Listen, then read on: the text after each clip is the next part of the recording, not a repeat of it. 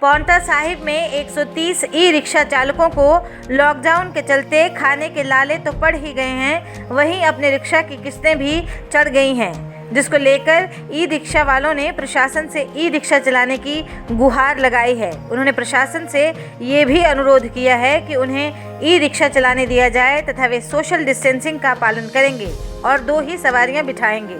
हिमाचल प्रदेश परिवहन विभाग द्वारा पांवटा साहिब में 150 ई रिक्शा की परमिशन मिली थी। अब तक 130 ई रिक्शा सड़कों पर आ गए हैं। इस बारे में आरटीए सिरमौर सोना चौहान ने बताया कि समस्याओं के बारे में विभाग को ई रिक्शा चालक विस्तार से लिखित जानकारी दें, उसके बाद विभाग उनकी पूरी मदद करेगा। उन्होंने बताया कि अगर ई रिक्शा चालकों को खाने की भी समस्या है तो परिवहन विभाग उस स्थिति में भी उनकी सहायता करने के लिए तैयार है। सरकार से हमारी ये मांग है कि जैसे मतलब रेडी वालों को भी चलने दिया गया है ना, तो इस तरह से हम भी बेरोजगारी है, हमें भी मतलब 2 सवारी की अनुमति दे दें चलने की।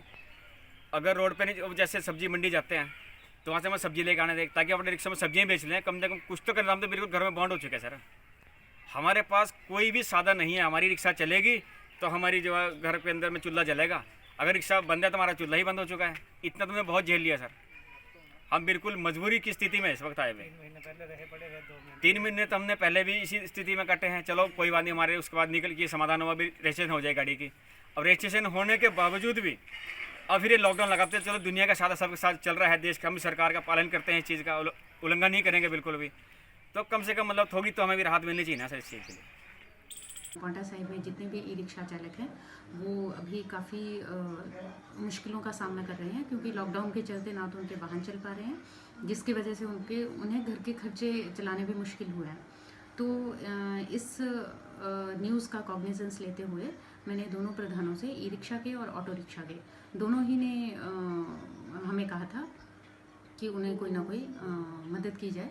तो मैंने उनसे बात की है और उनकी इस बात को उच्च अधिकारियों तक पहुंचाने के लिए उनसे कहा है कि वो अपने रिप्रेजेंटेशन जो है वो हमें लिख करके भेज दें, कितनी फाइनेंशियल उन्हें हार्डशिप्स हो रही हैं, क्या दिक्कतें हो रही हैं, ताकि उनकी जो भी समस्या है उसे उच्च अधिकारियों तक भेजा जाए।